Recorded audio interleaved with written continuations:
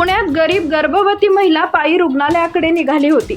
पोटात तीव्र वेदना सुरू झाल्या होत्या. प्रत्येक पाऊल टाकणंही कठीण झालं होतं, पण तरीही थांबली नाही, कारण तिला पोहोचायचं होतं शिरूर ग्रामीण रुग्णालयात.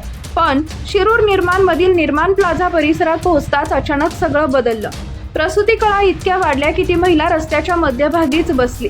आजूबाजूला लोक होते, पण कुणालाही कळेना काय करावं, आणि काही क्षणातच जे कुणी कल्पनाही केली नव्हती ते घडलं. महिलेनं तिथंच बाळाला जन्म दिला. क्षणभर सगळं झालं, स्तब्ध झाले. पण पुढच्या क्षणी परिसरातील महिलांनी धाव घेतली. कुणी आपला स्कार्फ काढून आडोसा केला, तर कुणी घरातून साड्या आणल्या. काही मिनिटातच त्यांनी भर रस्त्यात छोटासा सुरक्षित भाग तयार केला. त्या महिलेला धीर देत सगळ्या तिच्या भोवती उभ्या राहिल्या. दरम्यान ही माहिती मिळताच नगरसेविका डॉक्टर सुनीता पोटे आणि पूजा पोटावळे घटनास्थळी पोहोचल्या. परिस्थिती तणावपूर्ण होती, कारण बाळ जन्मलं होतं, पण ते रडत नव्हतं. सगळ्यांचा श्वास अडकला होता.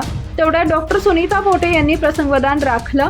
त्यांनी बाळाची तपासणी केली, आवश्यक ती मदत केली, आणि काही क्षणातच बाळाचा रडण्याचा आवाज झाला. तो आवाज ऐकताच सगळ्यांनी सुटकेचा निश्वास सोडला. काही वेळापूर्वी भीतीनं भरलेलं वातावरण आनंदात बदललं. लोकांनी टाळ्यांचा कडकडाट केला. निर्माण प्लाझावर निर्माणचा जन्म असं म्हणत सगळे भावुक झाले. या सगळ्या प्रसंगात रिक्षा चालक, मेडिकल स्टोअरवाले, पत्रकार आणि स्थानिक नागरिकांनीही मोठी मदत केली. यानंतर आई आणि बाळाला मीरा नर्सिंग होममध्ये हलवण्यात आलं. डॉक्टरांनी दिलेल्या माहितीनुसार दोघांची प्रकृती सध्या स्थिर आहे. आजच्या काळात आपण म्हणतो माणुसकी संपली आहे, पण शिरूरमध्ये घडलेली ही घटना वेगळं चित्र दाखवते. आज तिथे फक्त एका बाळाचा जन्म झाला नाही, तर माणुसकीचाही जन्म झाला.